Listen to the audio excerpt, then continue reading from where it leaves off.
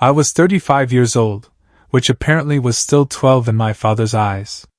Every year, our family held a massive summer barbecue at Grandpa's old property. More than 30 relatives showed up like clockwork. Aunts, uncles, cousins, spouses, distant relatives nobody could accurately identify. They all gathered around folding tables loaded with food while pretending they actually liked one another. I arrived a little late, which immediately gave my father ammunition. "Look who finally decided to join society," he announced loudly enough for half the yard to hear. Several relatives laughed. I smiled and grabbed a soda. I was used to it. For the last 10 years, my family had treated me like the family disappointment. I never joined the family business. I never wore expensive suits. I never attended the endless meetings where everyone argued about profits while pretending it was about family values. Instead, I worked remotely as an interstellar logistics consultant, helping trade routes operate between several nearby colonies. The job paid well enough, but because it didn't involve sitting in an office with my father's name on the building, nobody respected it. To make matters worse, I'd brought my girlfriend. Lyra stood beside me, her silver eyes scanning the crowded yard with fascination. She came from a colony world settled by humans and several alien species generations ago. Her appearance was unusual enough to attract attention wherever we went. My Aunt Carol leaned toward another relative and whispered far too loudly, "Is she really his girlfriend?" "I think so. Maybe she's being paid." Several people snickered. Lyra heard every word and simply smiled. "I like your family," she whispered to me. "Why?" "They are entertaining. On my homeworld, political rivals are less obvious." I nearly choked on my drink. Unfortunately, my father chose that exact moment to begin another performance. He spent the next hour criticizing nearly every decision I'd made as an adult. According to him, I was irresponsible, unfocused, immature, a dreamer, someone who had wasted his potential. The relatives eagerly joined in. One cousin asked if I was finally planning to get a real job. An uncle wondered if I still rented my apartment. Another suggested I should ask my father for career advice before it was too late. The entire thing felt less like a barbecue and more like an intervention nobody had invited me to. I ignored them. That seemed to bother my father even more. As dinner began, everyone gathered around the large outdoor tables. Plates piled high with food covered every available surface. Then Dad stood. That was never a good sign. He tapped a fork against his glass. The conversation stopped. 30 pairs of eyes turned toward him. My father grinned. "I'd like to make a special announcement." Immediately, I knew I wasn't going to enjoy this. He pointed directly at me. "There sits my son. 35 years old and still acting like a teenager." Laughter spread through the crowd. I forced a smile. Dad continued. "Since he clearly missed out on proper discipline, I've decided to correct that today." More laughter.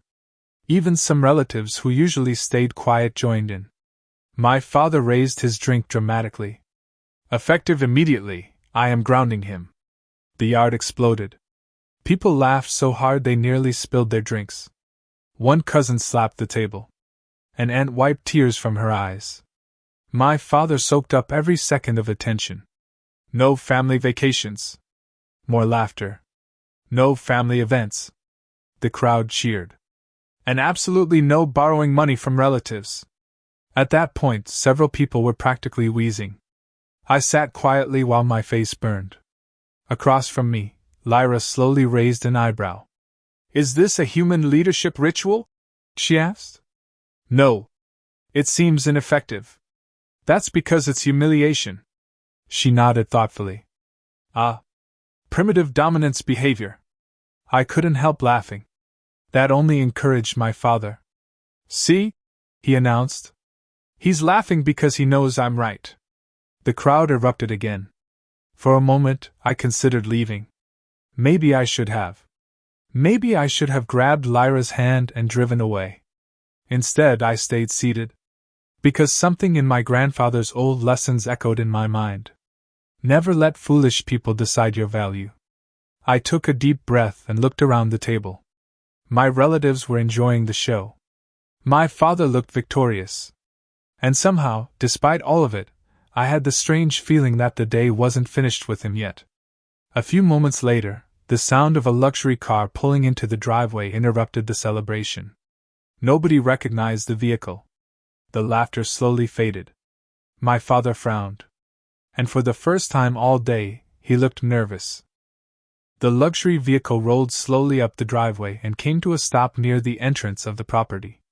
Conversation died almost instantly. My father stared at the car with a frown that deepened by the second. The rest of the family watched with curiosity, assuming some late guest had arrived. Then the driver's door opened. Out stepped a man in a dark suit carrying a leather briefcase. I recognized him immediately. So did my father. The man was Richard Hale, the attorney who had handled nearly every major legal matter for our family since before I was born. The strange thing was that he wasn't looking at my father. He was looking directly at me. The attorney walked across the yard while 30 relatives watched in complete silence. Dad forced a smile. "Richard. Nice to see you. I didn't know you were coming." The lawyer barely acknowledged him. Instead, he stopped beside my chair. "Good afternoon," he said. I blinked. "Good afternoon? I've been trying to locate you for several weeks." Now everyone looked confused. Including me. "What for?" The attorney opened his briefcase. My father's face lost color. That was the first moment I realized something was seriously wrong. The lawyer removed a thick stack of documents. "I am here regarding the estate of your grandfather." The entire table froze. Grandpa had been gone for years.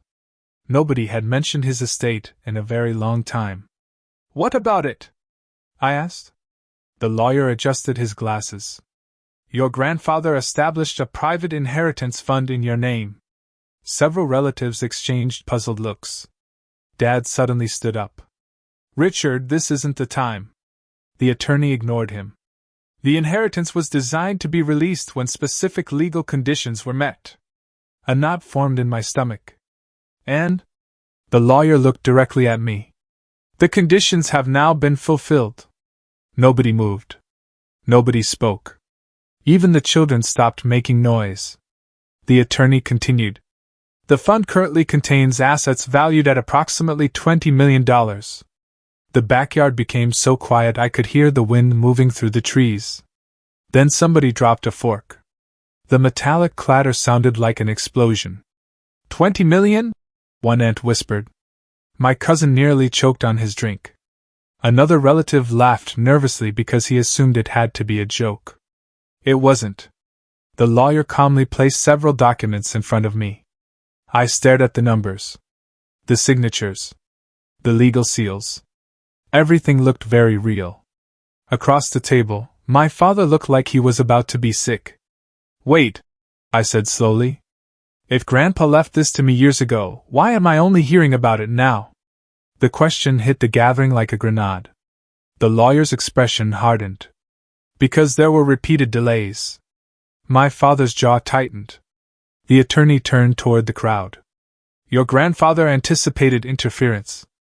Every eye shifted to Dad. Nobody was laughing anymore. The lawyer opened another folder. "Your grandfather left detailed instructions documenting his concerns." The pages contained letters, recorded statements, legal directives, evidence. Lots of evidence. A cold feeling settled over the entire gathering. Dad stepped forward. "Richard, enough." "No." The single word stunned everyone. The attorney had spent decades working for my father. Yet now he looked completely unimpressed. "He specifically instructed me to reveal everything if these circumstances occurred." The lawyer pulled out another document. "Your grandfather believed his grandson was the only member of the family who consistently chose personal integrity over financial gain." Several relatives suddenly became fascinated by their plates. The attorney continued. "He also believed certain family members would attempt to keep control of his assets." Dad's face turned bright red. My heart pounded. "You mean?" The lawyer nodded. Your father concealed the inheritance. The words landed like a meteor. Gasps erupted around the tables. Someone muttered, "No way."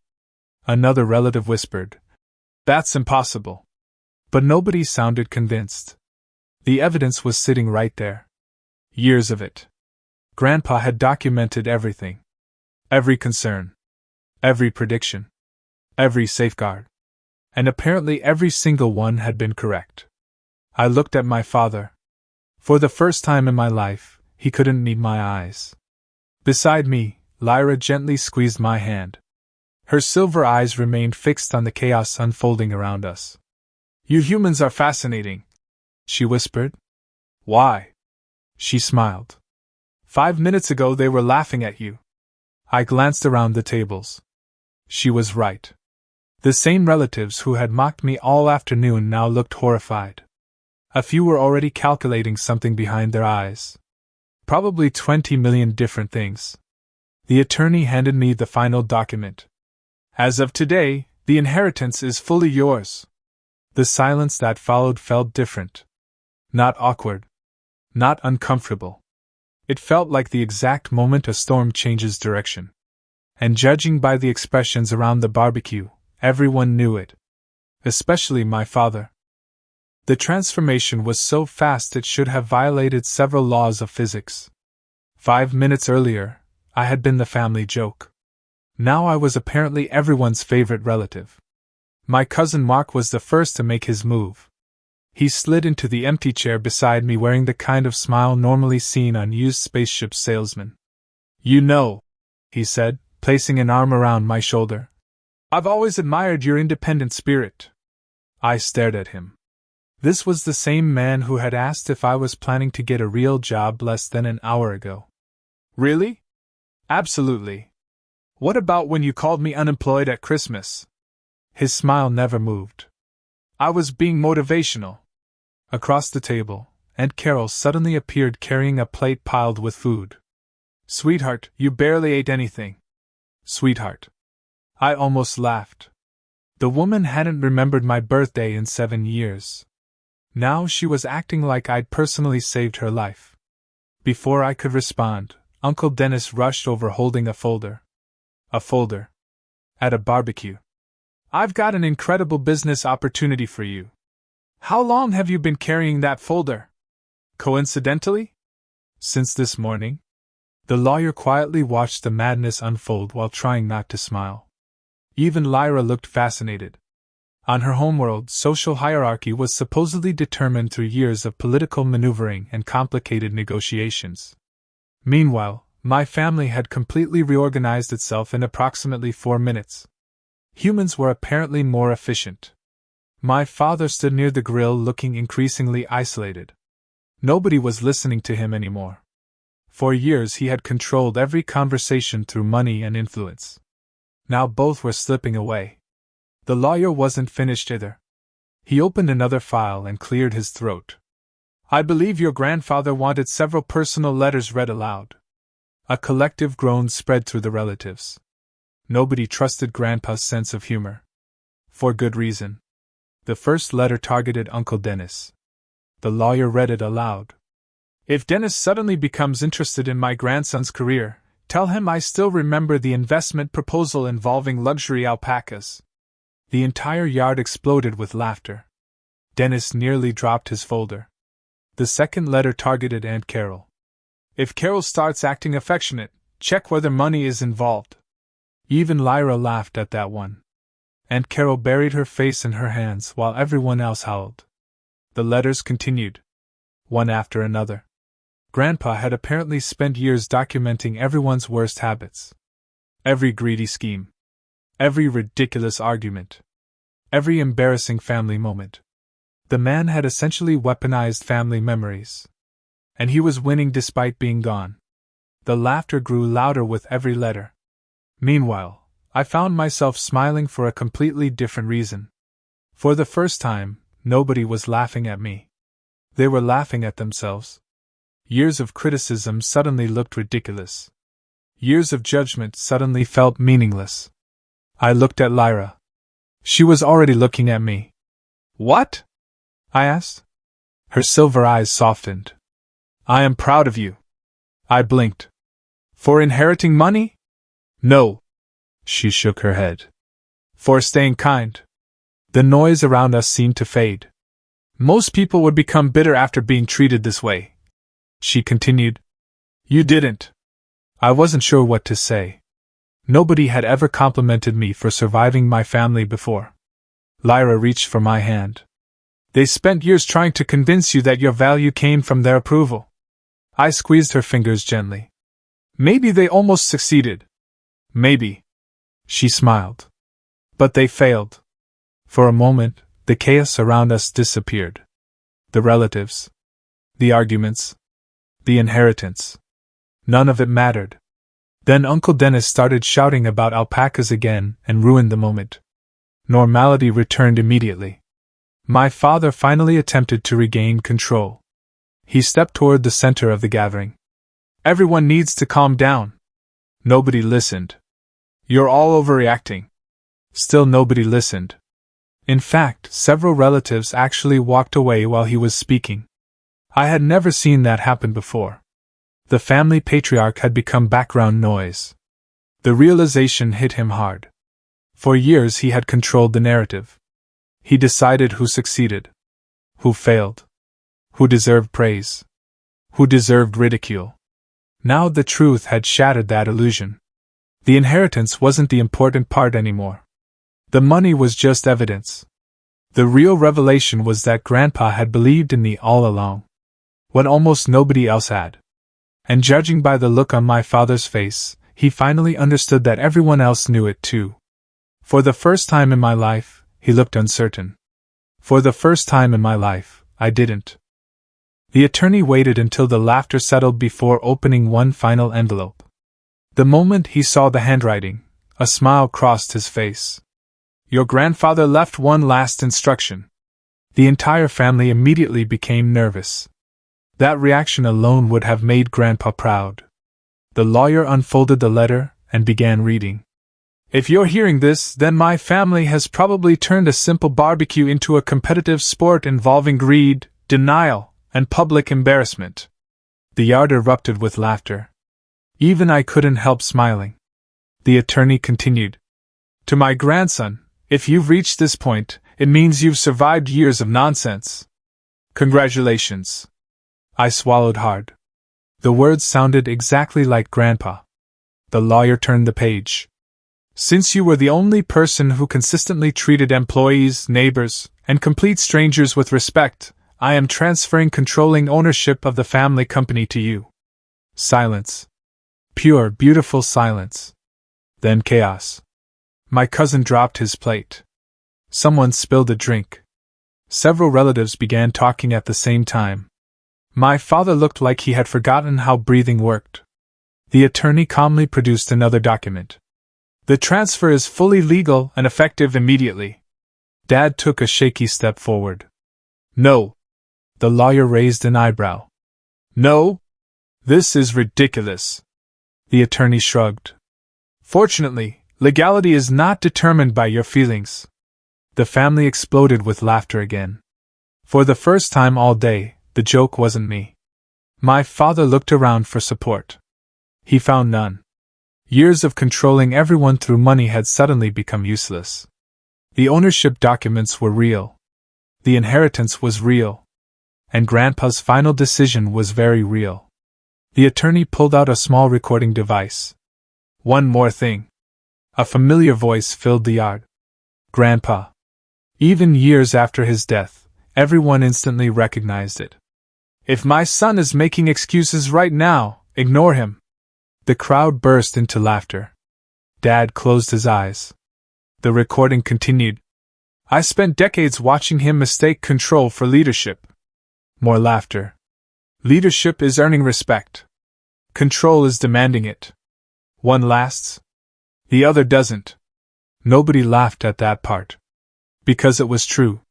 The recording ended with Grandpa's final words. Take care of each other. And for heaven's sake, stop fighting over money. The yard fell quiet. For a moment, everyone simply stood there.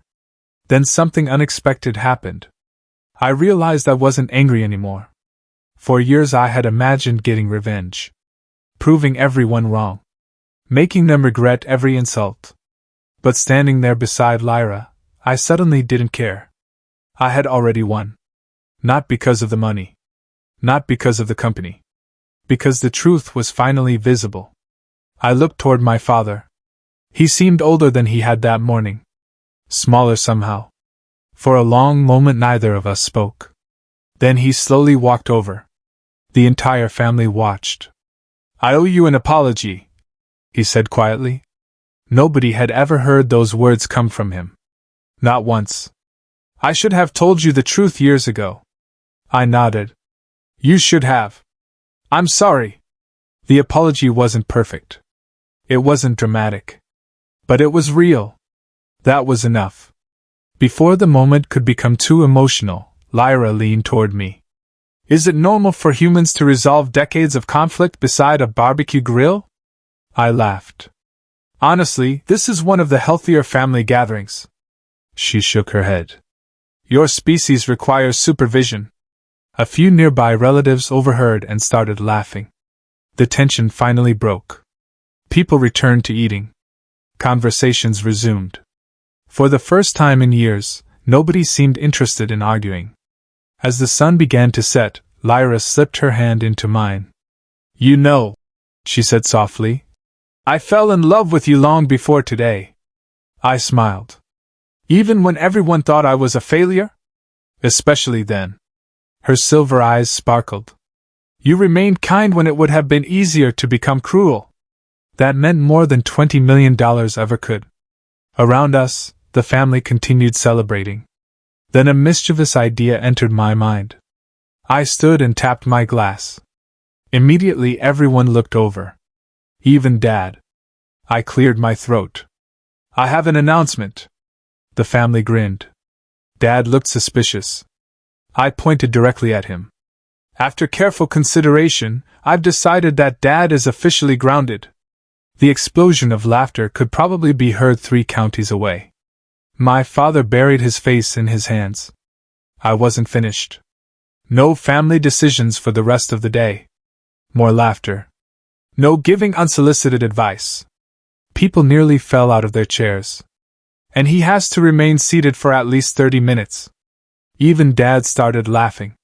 Defeated, he dropped into a lawn chair while relatives took photos and celebrated the moment. As the evening continued, I looked around at the people gathered under the fading sunlight. For the first time in my life, I didn't feel like the family disappointment. I felt exactly like the man Grandpa had always believed I could become. Beside me stood the woman I loved. Ahead of me waited a future I never expected. And behind me sat a grounded father who finally understood that respect cannot be demanded. It has to be earned. Grandpa would have loved every second of it.